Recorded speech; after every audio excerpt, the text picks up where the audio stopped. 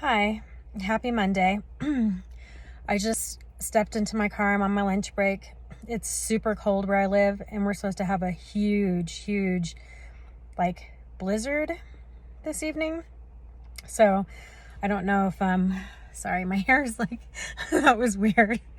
My hair was in my face and I was trying to move it out of the way. Anyway, so yeah, it's really cold. I'm not looking forward to the blizzard unless work gets canceled. Then that'll be fine because then I won't have to drive in. But yeah, that's pretty much it. It's really cold. I have to get off in about an hour and a half or something like that when I get back from lunch. So that'll be nice. Hopefully I can get off before the snow starts coming down. There's some little sprinkles happening right now. But yeah, that's pretty much it. I will keep you guys updated. And for anybody who's watching my videos or leaving comments or subscribing, thank you so much. I really appreciate it. And if you live someplace where it's cold right now, stay warm and drive safely. Thanks. Bye.